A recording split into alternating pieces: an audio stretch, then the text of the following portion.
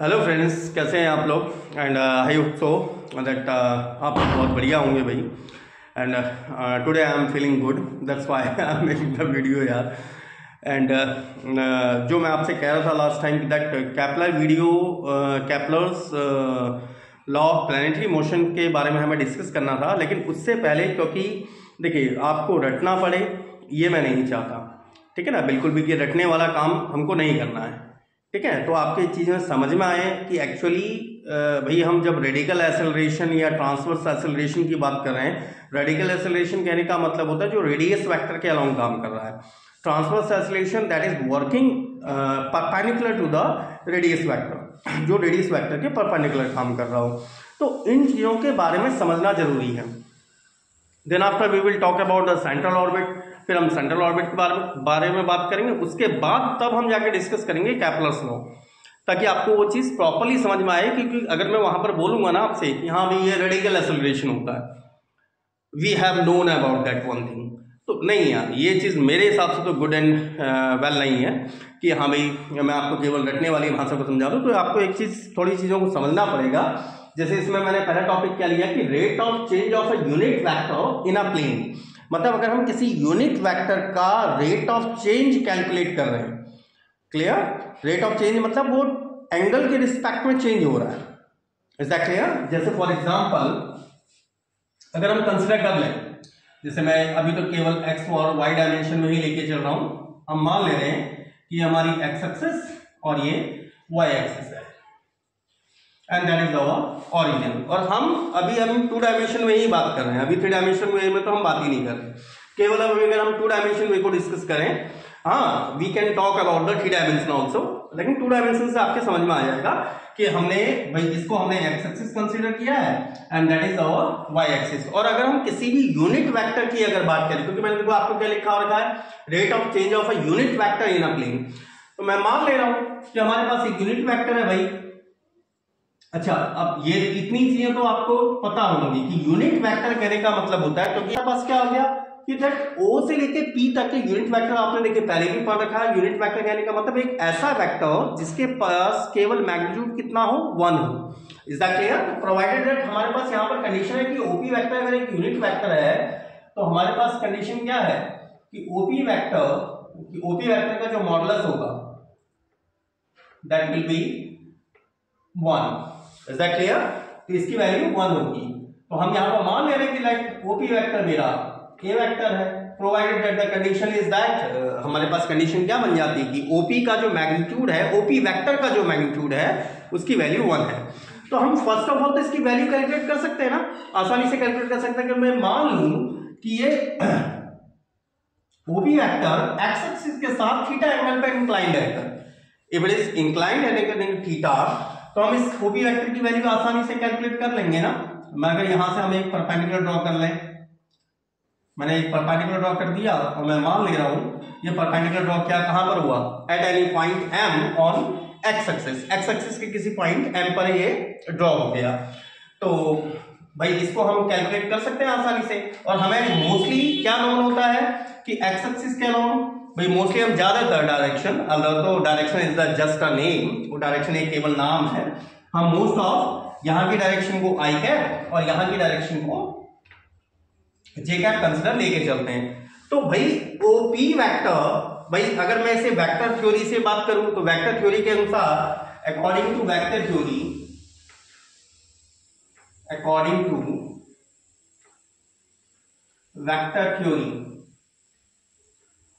Vector theory आपसे क्या कहती है, वेक्टर थ्योरी हमसे क्या कहती है कि भाई ओपी वेक्टर कैसे जनरेट हुआ होगा, O M vector plus M P vector, तभी तो इन दोनों का सम हुआ होगा।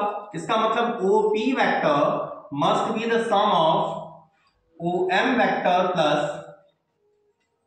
M P vector. और किसी भी वेक्टर को हम कैसे लिखते हैं, दैट इज ओ एम इसका मैग्नीट्यूड इनटू इसकी डायरेक्शन प्लस एमपी का मैग्नीट्यूड और एमपी की डायरेक्शन, ओ एम और ओ एम की डायरेक्शन कहां की तरफ जा रही मेरी, that is around I axis. MP की डायरेक्शन एमपी और MP की डायरेक्शन कहां की तरफ जा रही है, that is along y axis, that means j। तो मुझे केवल क्या रेस्ट ऑफ रह गया कि OM और MP को निकालना, क्योंकि एक्चुअल हमारा टारगेट क्या है कि rate of change of unit vector. इसका मतलब है थीटा में चेंज हम कैलकुलेट करने जा रहे हैं, तो थीटा में हम तो उसके बाद कैलकुलेट करेंगे। फर्स्ट ऑफ ऑल तो हमारा टारगेट यही है कि हम OP वेक्टर को डिफाइन कर पाए। तो भाई इन राइट ट्रायंगल अगर हम इस PMO की बात करें, इन राइट ट्रायंगल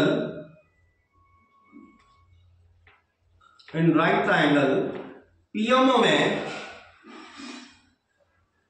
भाई OM upon OP that must be cos theta होना चाहिए, क्योंकि राइट ट्रायंगल में तो आप ये कॉन्सेप्ट पढ़े होंगे इन intermediate.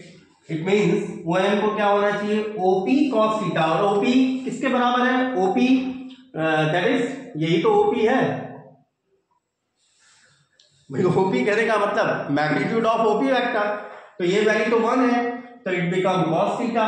And second one thing, अगर मैं MP को निकालना चाहूं तो MP upon OP it will become sin theta. And MP की वैल्यू मेरे पास क्या आ जाएगी, it will be only sin theta. So हमारे पास कंडीशन क्या आ गई, दैट इज हमारे पास OP वेक्टर किसके बराबर था, A वेक्टर, इसको आप क्या लिख सकते हैं, cos theta I plus sine theta and j।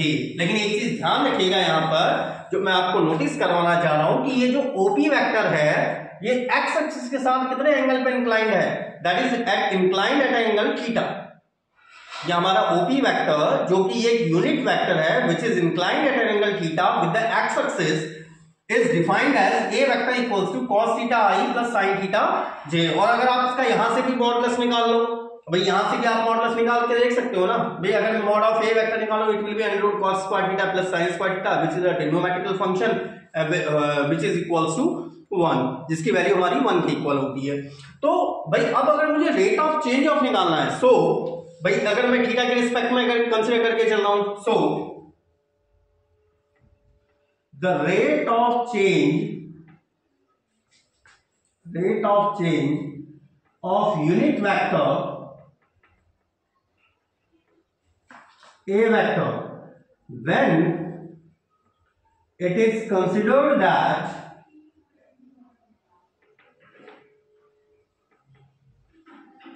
theta is a function of t।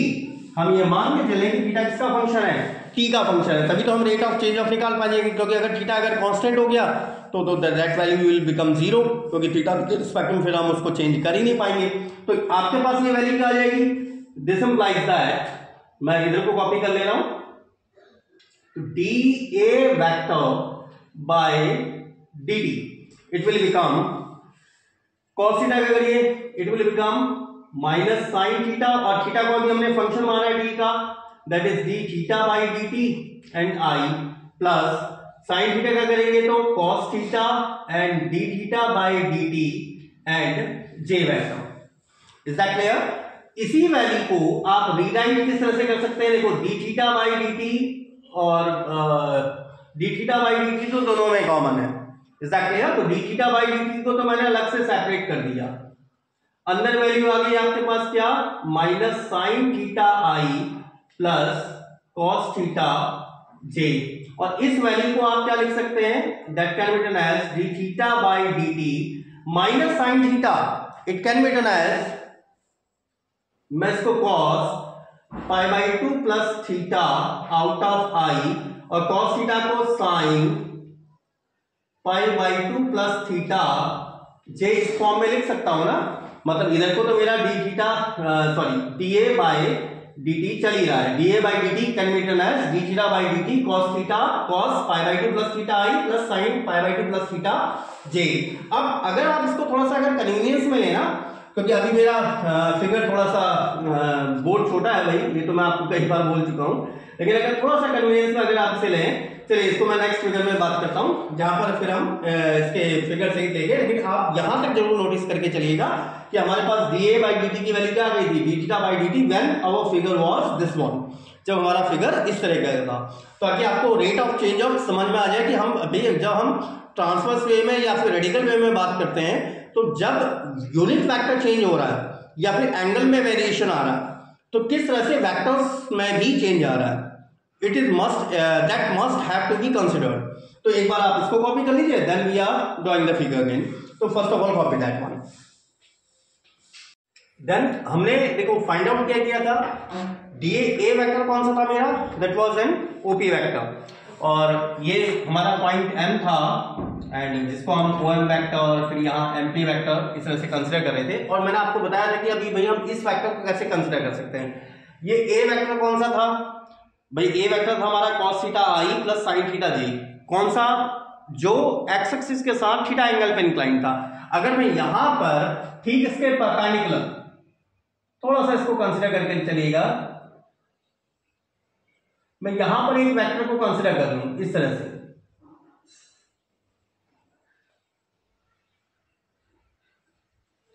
अगर आप समझ पाए that was to good.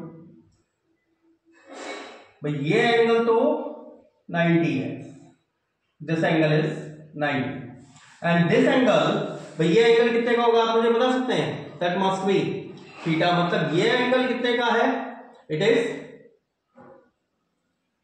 Pi by 2 plus theta. तो ये मेरे को देखो एक अलग वेक्टर की तरफ इंडिकेट कर रहा है ना, ओबी वेक्टर तो इस डायरेक्शन में था, मतलब ए कैप की डायरेक्शन ये थी, it was the direction of A cap, ठीक है ना। ए कैप कहूं या ए वेक्टर कहूं, बात तो एक ही चीज आ गई ना, आप समझ पा रहे हैं मैं बात क्या बोल रहा हूं, ए वेक्टर कहूं या ए कैप कहूं, क्योंकि उसका मॉडुलस तो वन ही है। ए वेक्टर की डायरेक्शन ये थी, लेकिन जो दूसरा मेरे पास वेक्टर आ रहा है उसकी डायरेक्शन तो ये बन रही है। अगर मैं इस वेक्टर को बी वेक्टर या बी कैप नाम ले दूं, जो एक्स एक्सिस के साथ थीटा एंगल पे इंक्लाइंड है, तो इसकी वैल्यू यही होगी। देखो ये एक्स एक्सिस का कितने एंगल पे इंक्लाइंड है, theta plus pi by 2। So अगर हम ये कह दें कि if B vector is some another unit vector, some another unit vector making an angle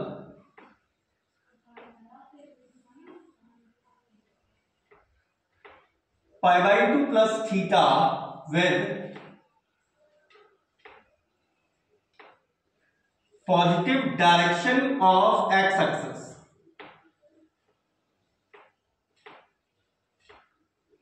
तो b वेक्टर को ही आप क्या लिखेंगे, it can be done as cos theta plus pi by 2 i plus sine pi by 2 plus theta and j. तो आपने एक चीज नोटिस करी, यहां पर देखो नोटिस करने वाली बात केवल इतनी है कि भाई ए कैप की डायरेक्शन ये थी, बी कैप की डायरेक्शन ये थी, और दोनों एक दूसरे के 90 डिग्री पे चल रहे हैं। Both of them are going with the direction with making an angle pi by 2 with one another, दोनों ही एक दूसरे के साथ पाई बाई 2 का एंगल जनरेट कर रहे हैं, और दोनों के बीच एक रिलेशन क्या हो रहा है, दस हमारे पास रिलेशन क्या आ जा रहा है, dA vector by dt, it can be written as d theta by dt, and that is b vector, which is the required relation। अगर कोई यूनिट वेक्टर थीटा के रिस्पेक्ट में चेंज हो रहा है, मतलब in the increasing direction of theta, which is मतलब ये रेट ऑफ चेंज ऑफ कहां पर है, that rate of change is in increasing direction of theta, that rate of change is in increasing direction of theta, increasing direction of theta, ये theta के increasing direction. लेकिन अगर मैं इनकी position को चेंज करना चाहूं, if I want to change the position of both of these vectors, ठीक है ना, तो थोड़ा सा इस चीज को नोटिस करिए। अगर मैं इनकी पोजीशन अगर मैं चेंज करना चाहूं, मतलब ए वेक्टर के स्थान पर बी वेक्टर और बी वेक्टर के स्थान पर ए वेक्टर को अगर मैं रिप्लेस करना चाहूं, तो मेरे पास कंडीशन क्या आ जाएगी, आप लोग थोड़ा सा थिंक करिए। If we changes the position of both unit vectors, position of both unit vectors, तो मैं लिख तो दे रहा हूं, but you must have to reply me what did I write. So the same thing that will be minus D theta by D T and A vector. और ये ऐसा क्यों हुआ? क्योंकि अब मैं कहां पर आ रहा हूं? थीटा की डिक्रीजिंग डायरेक्शन में आ रहा हूं भाई. I am coming just in the direction of decreasing theta. हम डिक्रीजिंग थीटा की डायरेक्शन में आ रहे हैं, ठीक है ना. तो आई होप सो आपको ये चीज समझ में आई होगी. और अगर ये समझ में आई है तो then we are going on the next topic, that radical and transverse isolation. तो एक बार इस चीज को कॉपी कर लीजिए, then we are moving toward the radical and transverse isolation. चलिए अब हम बात करते हैं थोड़ा सा रेडिकल एंड ट्रांसवर्स वेलोसिटी के बारे में. तो रेडिकल एंड ट्रांसवर्स वेलोसिटी जो मैं आपको बता भी रहा था कि रेडिकल कहने का मतलब क्या है कि जब हम बात कर रहे हैं रेडियस के अलाउंग, ठीक है, रेडियस कहने का मतलब हम रेडियस वेक्टर के अलाउंग बात कर रहे हैं. और जब उसके ठीक परपेंडिकुलर वे में बात कर रहे हैं then we are talking about the transverse velocity. तो हम मान के चल ले रहे हैं, पहले तो उस चीज को थ्योरेटिकली मैथमेटिकली समझिए उस चीज को. मैं मान ले रहा हूं कि हमारा कोई पार्टिकल है और ये O तो हो गया पोल, OX हो गई हमारी initial line. Is that clear?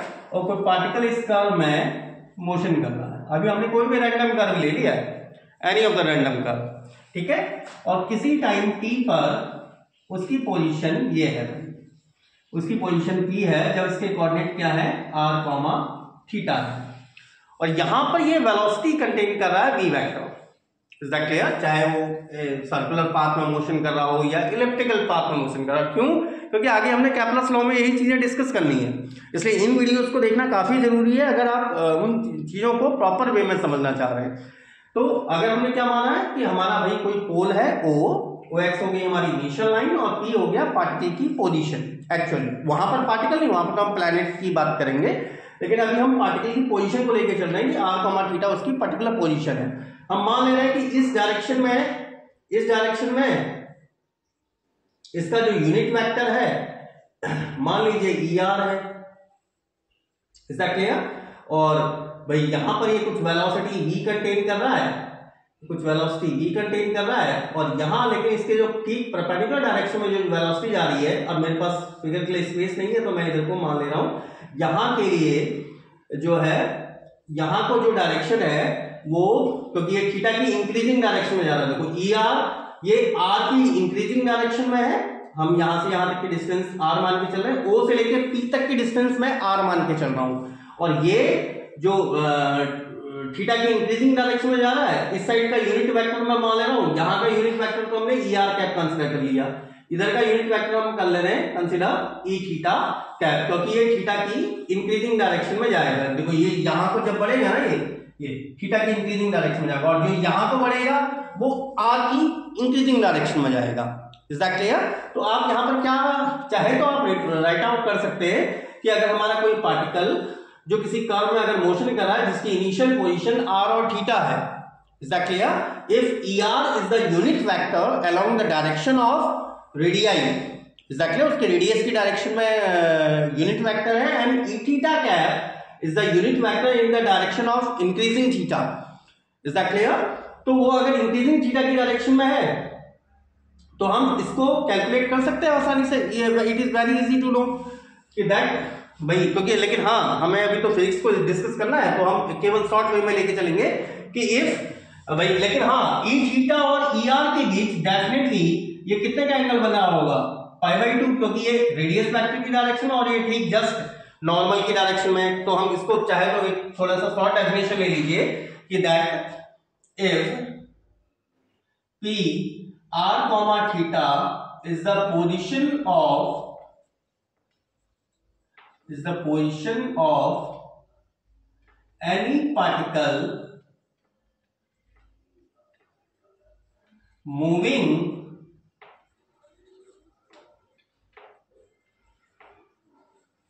along a curve, either circular है और या फिर इलिप्टिकल है, either सर्कुलर और elliptical. And if P r, theta is the position of any particle moving along a curve and with respect to यहां पर respect to देना पड़ेगा आपको, with respect to pole O some arbitrary origin, क्या हमने कोई भी आर्बिट्री ऑरिजिन लिया हुआ है, सम आर्बिट्री टेकन, ये तो हमने क्योंकि हमने अपनी मर्जी से यूज किया हुआ है, some arbitrary taken, then the velocity of particle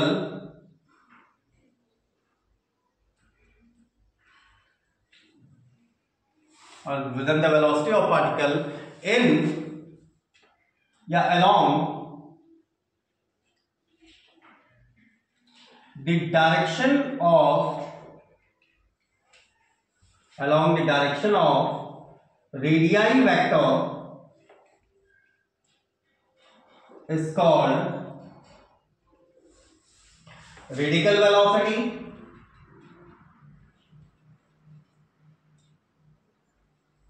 and the velocity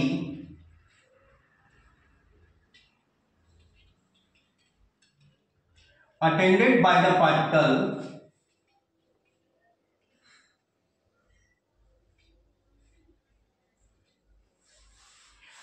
perpendicular to the direction of radii vector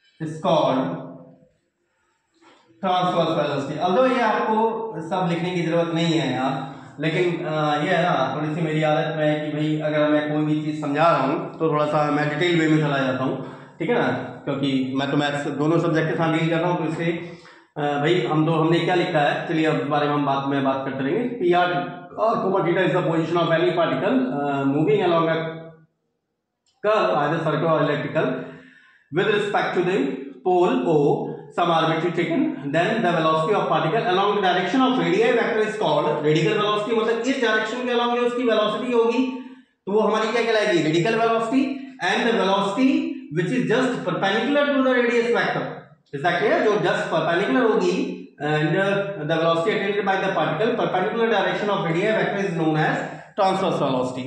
अच्छा, अब क्योंकि पार्टिकल की पोजीशन वेक्टर ही r वेक्टर है, since the position vector of the particle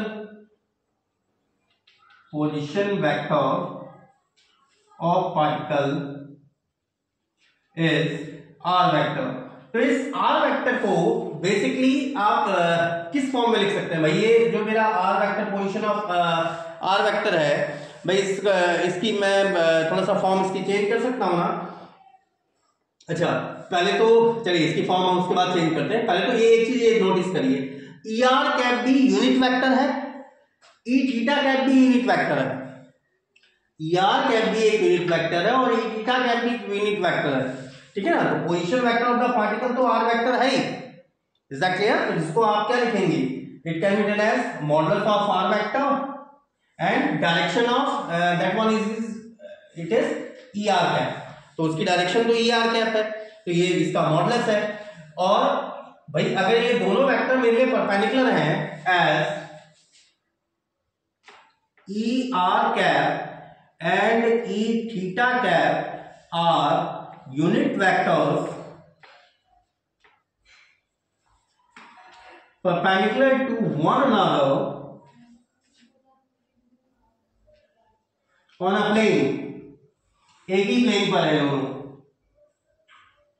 then आप क्या लिख सकते हैं, अभी आपने ए वेक्टर और बी वेक्टर का कॉन्सेप्ट पढ़ा था, तो उसके अकॉर्डिंगली आप इसको किस तरह से राइट आउट कर पाओगे, तो हम क्या लिख सकते हैं, टी, देखो ए वेक्टर की डायरेक्शन यही आ रही है ना, तो d e r cap upon d t को आप लिखेंगे d theta by d T and e theta cap, and अगर मैं इनकी पोजीशन चेंज कर दूं d e theta cap by d t, it can be written as minus D theta by d T and e r cap. इस तरह से इनको right out किया जा सकता है। उसके बाद then it is very easy to find out the velocity of the particle which is as along the radius vector and which is that one is going toward the direction perpendicular to the radius vector. जो radius vector के perpendicular direction में जा रही है उसको भी easily calculate किया जा सकता है, और जो अलोंग द रेडियस वेक्टर जा रही है it can also be calculated in a very easy sense. तो एक बार यहाँ तक कॉपी कर लीजिए, then we are finding out the component along the ER cap and next along the E theta cap. तो अगर हम इसकी वेलोसिटी फाइंड आउट करना चाहें तो हमने वेलोसिटी को तो पहले ही डिफाइन कर दिया था, सॉरी वेलोसिटी को पहले डिफाइन किया था हमने, रेडियस वेक्टर को डिफाइन किया था। तो इसकी वेलोसिटी क्या हो जाएगी पार्टिकल की? So velocity of the particle, so velocity of the particle at कौन सा पॉइंट लेता हूं P by dV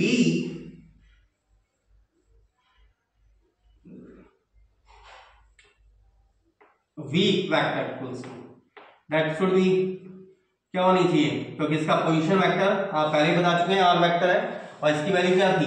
that is d by dt of r vector का मॉडुलस, आर वेक्टर का modulus that is r, and किस direction में जा रही है? It is along ER cap.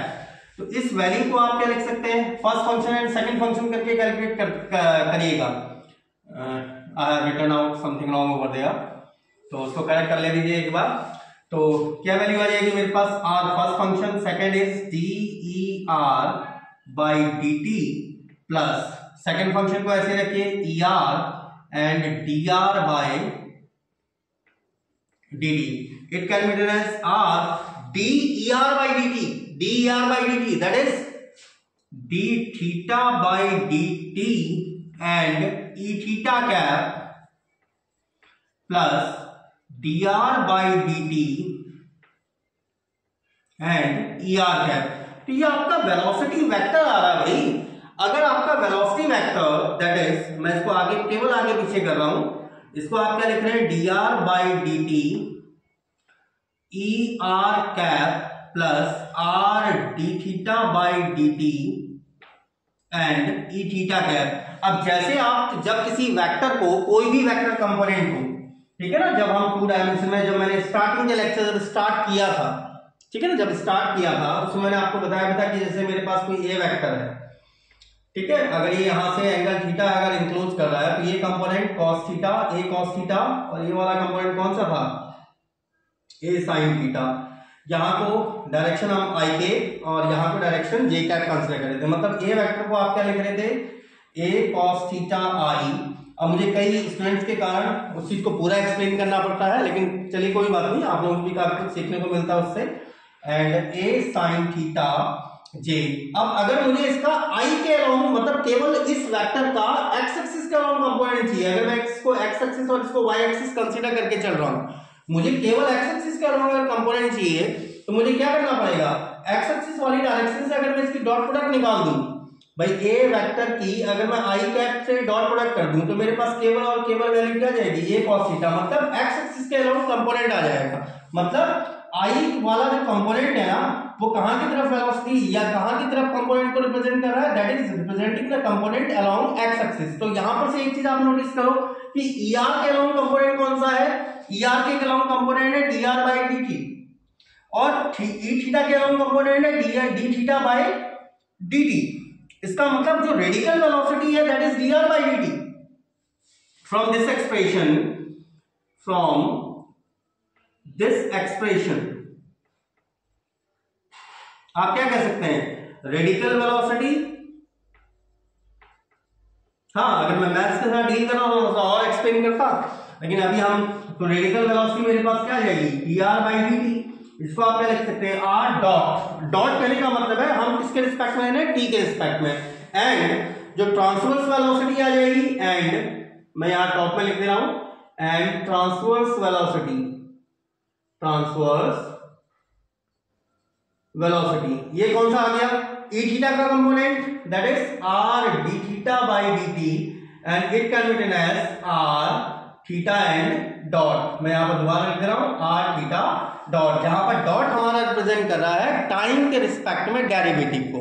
तो हमारी जो ट्रांसवर्स रेडिकल जो वेलोसिटी होती है वो होती है r डॉट, और जो ट्रांसवर्स वेलोसिटी होती है वो होती है r theta dot. Theta dot कहने का मतलब d थीटा बाय dt, जब हम टाइम के रिस्पेक्ट में लेके चल रहे हैं कि हम ये मान के चल रहे हैं कि वो टाइम के रिस्पेक्ट में वेरी कर रहा है। तो उसके बाद एक बार ले लेते हैं रेडिकल एंड ट्रांसवर्स एक्सीलरेशन। तो सेंट्रल ऑर्बिट को नेक्स्ट लेक्चर में तब भी हम डिस्कस कर लेंगे, लेकिन एक बार रेडिकल एंड ट्रांसवर्स एक्सीलरेशन लेना कंपलसरी है। तो बस इसको कॉपी कर लीजिए, then after we are going on the next step. चलिए, तो रेडिकल एंड ट्रांसवर्स एक्सीलरेशन आपके क्लियर हो गया होगा। एक बार रेडिकल एंड ट्रांसवर्स वेलोसिटी आपके क्लियर हुआ है, एक बार रेडिकल एक्सेलरेशन और ट्रांसवर्स एक्सीलरेशन की भी बात कर लेते हैं। तो रेडिकल एक्सेलरेशन कहाँ का हो गया, जो रेडियस वेक्टर के अलावा हो, and transverse acceleration which is perpendicular to the radius vector. आप चाहे तो इस चीज को लिख लीजिए, ठीक है ना, you can write it right now. मैं बोल दे रहा हूँ लेकिन मैं बोर्ड पे अब लिख नहीं रहा हूँ क्योंकि हमारे लिए वो उतना कंपलसरी है नहीं, क्योंकि अभी हम we are not going to take a lecture of mathematics right now. तो हम सीधा सीधा उस चीज को हम बोल दे रहे हैं कि क्या, that the acceleration which is along the radius vector, which is along the radius vector is known as radical acceleration, and which is just perpendicular to the radius vector, that is known as transverse acceleration। अच्छा, v vector को हम already find out किया था हमने कि particle की जो velocity होगी, भाई पार्टिकल अगर मेरा v जो पार्टिकल था अगर v वेलोसिटी से मोशन कर रहा था, v वेक्टर वेलोसिटी से जो मोशन कर रहा था, उसकी इसके अलोंग वेलोसिटी रेडिकल वेलोसिटी इतनी थी, ट्रांसवर्स वेलोसिटी इतनी थी। तो रेडिकल एंड ट्रांसवर्स एक्सीलरेशन को भी कैलकुलेट किया जा सकता है, सिंस आपने एक्सीलरेशन को क्या पढ़ा हुआ है, एक्सीलरेशन जो ए वेक्टर होता है वो क्या होता है, basically the rate of change of velocity. इसका मतलब दैट इज आप क्या लिख सकते हैं, dv by dt। तो इसको रीराइट कैसे कर सकते हैं हम, it can be written as d by dt ऑफ dr by dt er cap plus r d theta by d t e theta क्या है,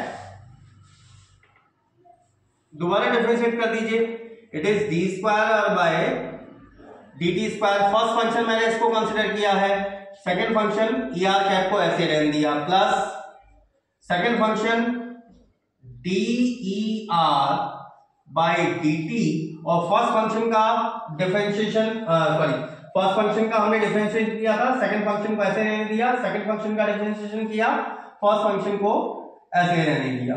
ये हमारे पहले पार्ट का डिफरेंशिएशन कंप्लीट हुआ है। अब आ जाइए नेक्स्ट पार्ट में, you can write it like as d by d t of, first function में इस पूरे वाले फंक्शन को कंसिडर कर रहा हूं, it is r d theta by d T, first function का डिफरेंशिएशन, सेकंड फंक्शन को remain same, plus second function को रिमेन सेम रखिए are d theta by d t, और फर्स्ट फंक्शन का differentiation that is E D theta over and D t.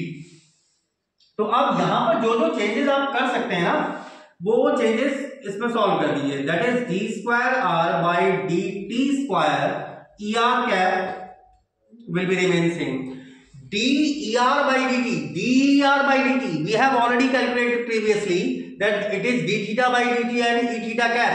तो d को हम पहले ही ऑलरेडी कैलकुलेट कर चुके हैं, तो इसको आप क्या लिख सकते हैं, it can be written as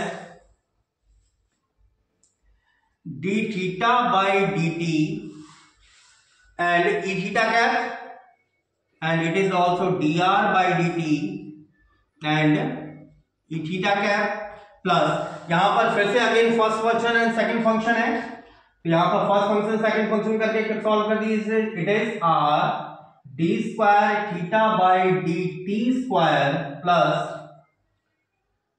d theta by d T, and first function का करेंगे तो d r by d T, and out of में ई थीटा कैप प्लस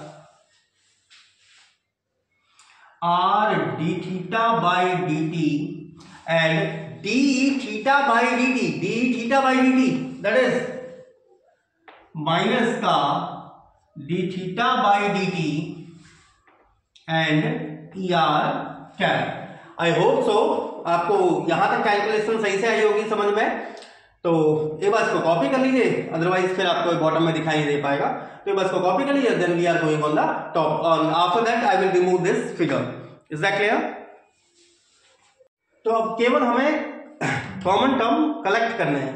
तो कॉमन टर्म कलेक्ट करने का कहने का अर्थ हो गया कि जैसे ER कैप और ER कैप वाला एक साथ ले लीजिए, तो हमारा ए वेक्टर क्या बन गया, it will be d square r by dt square minus इनके अगर हम मल्टीप्लाई कर दें that will become r d theta by dt का whole square and ER cap plus e theta वाले देखें ये दोनों दिख रहे हैं।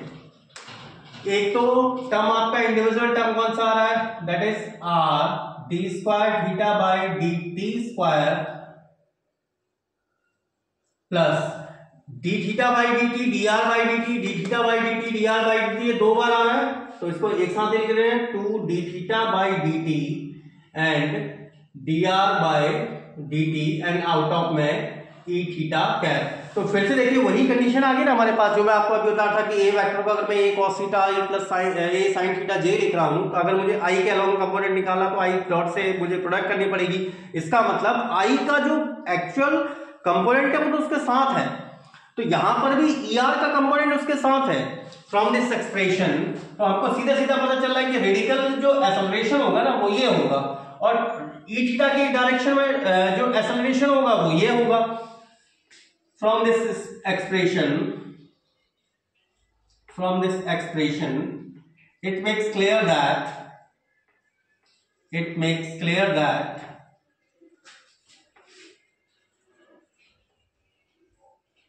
radical acceleration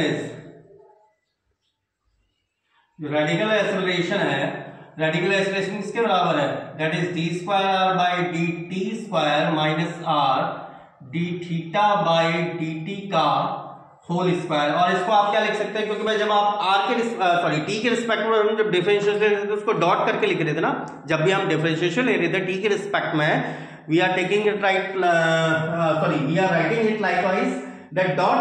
तो यहां पर आप क्या लिख सकते हैं, it can be writed as r double dot minus r theta dot का होल स्क्वायर। बट आपको ये एक्सप्रेशन भूलना नहीं है कि रेडिकल एक्सेलरेशन, क्योंकि मैंने आपको क्या बताया था कैप्लस लॉ में वहां पर जो फोर्स काम करता है ना that is actually radially force, वो ट्रांसवर्सली काम नहीं करता। तो रेडियली फोर्स है इसका मतलब वहां पर केवल रेडिकल एक्सेलरेशन काम कर रहा है, transverse acceleration is not working over there. वहां ट्रांसवर्स एक्सेलरेशन काम नहीं कर रहा, मतलब ये ट्रांसवर्स एक्सेलरेशन की वैल्यू वहां 0 हो जाएगी। ठीक है, तो इसीलिए मेरा ये टॉपिक समझाने का मेन पर्पज यही है कि आपको रटना ना पड़े, क्योंकि रेडिकली जब हम फोर्स की बात करते हैं या फिर सेंटर फोर्सेस की बात करें वो रेडिकली इनवर्ड काम कर रहे हैं या आउटवर्ड फ्रॉम द सेंटर काम कर रहे हैं। अगर हम सेंटर फोर्सेस की बात करें either they are working towards the centre or outward from the centre. ठीक है ना, तो रेडिकली या तो इनवर्ड है या रेडिकली आउटवर्ड है, तो इसीलिए ये एक्सप्रेशन समझाना जरूरी था। और जो ट्रांसवर्स एक्सेलरेशन आ जाएगा यहाँ पर जो उसके ठीक परपेंडिकुलर वे में काम कर रहा है, transverse acceleration, it will be r d square theta by dt square plus 2 d theta by dt and dr by dt। तो अगर हम इसको देखो, इसको शॉर्ट फॉर्म में भी हम इसको ले सकते हैं कि फर्स्ट ऑफ ऑल हमारा ट्रांसवर्स एक्सेलरेशन आया है, इसको हम शॉर्ट फॉर्म में भी लिख सकते हैं। इसको शॉर्ट फॉर्म में 1/r d by dt of r square d theta by dt इसको लिखा जा सकता है, या फिर जो मैं फॉर्म बात कर रहा हूं अब ये कैसे आई ये भी बता दे रहा हूं अभी, d by dt of r square theta dot। अब ये कैसे आया देखिए, एक बार इसको आप चाहे तो चेक भी कर लीजिए भाई। अगर हम इस एक्सप्रेशन को सॉल्व करें दैट मीन हमको यही एक्सप्रेशन प्राप्त होना चाहिए ना, तो अगर मैं इस एक्सप्रेशन को सॉल्व कर दें 1/r d by d t करिए, आर स्क्वायर को फर्स्ट फंक्शन कंसिडर कर ले रहा हूं मैं, और इसका डी बाई डी टी करेंगे that will become d square theta by D t square, second is d theta by D t, r square क्या करेंगे तो 2r d r by D t. और अगर हम इस r को अंदर साइन कर दें, इस r को अगर हम अंदर साइन कर देते हैं तो r d square theta by D t square plus 2 d r by d T and d theta by d t. तो it is just a simple form, वो केवल एक सिंपल फॉर्म के लिए बनाया गया है कि हम रेडिकल और ट्रांसफर सैचुरेशन को रीड कर सकें। ठीक है, तो चलिए आज का टॉपिक यहीं पर इनक्लोज करते हैं भाई, अदरवाइज फिर वीडियो थोड़ा सा ज़्यादा लंबा हो जाता है। प्लस थोड़ा सा भैया हेल्थ का इशू चल रहा है, लेकिन अभी थोड़ा सा रिकवर्ड हूँ, लेकिन because of blessings of my kids and blessing of my students अभी सब प्रॉपर थोड़ा सा फील कर रहा हूँ। लेकिन कल हम सेंट्रल फोर्सेस और प्लस जो सेंट्रल ऑर्बिट है और प्लस सेकंड वन थिंग कि जो conic sections of ellipse use होता है कि हम वहां पर भी थोड़ा सा डिस्कस करेंगे। Then after we will start to discuss on Kepler's law, ताकि आपको वहां पर कोई भी जरा सा भी कंफ्यूजन क्रिएट ना हो। ठीक है ना, तो इसलिए ये टॉपिक जरूरी थे, तो इसलिए ये कराना जरूरी था। टिल देन भाई मजे करिए, पढ़िए, लाइफ में भी एंजॉय करिए और पढ़ाई तो करते रहिए भाई। वो जो लाइफ के लिए कंपलसरी है, और प्लस हमेशा सीखने की कोशिश करिए। जैसे मैं रोज भाई मैं अपनी फिर तो याद है ना कि आप कहोगे कि यार सर जी अपनी वो कर रहे हैं, नहीं भाई, तो देखो रोज कोशिश करिए सीखने की। मैं आज भी इसके अलावा वेक्टर फील्ड के बारे में पढ़ता रहता हूँ कि क्या पता कहीं से anyhow I will find out some new things. ठीक है ना, क्योंकि फिजिक्स एक ऐसा सब्जेक्ट है ना जो डे बाय डे चेंज हो जाता है। देखो पहले दिन हम क्लासिकल मैकेनिक्स पढ़ते थे, आज क्वांटम मैकेनिक्स पढ़ रहे हैं। ठीक है ना, तो वो तो चेंजिंग सब्जेक्ट है, वो तो डिपेंड करता है कि हाँ भैया आप किस लाइफ में जी रहे हैं, क्या आपके चारों तरफ सर्कमस्टांसेस है, और प्लस लाइफ कितनी आगे मूव कर गई है। ठीक है, तो उसको सीखने की कोशिश करिए, and that will be too good for you too and for me also यार। ठीक है, तो तब तक एंजॉय करिए लाइफ को, जम के पढ़ाई करिए, एंड लाइफ में हमेशा सीखने की कोशिश करिए। Good bye dears.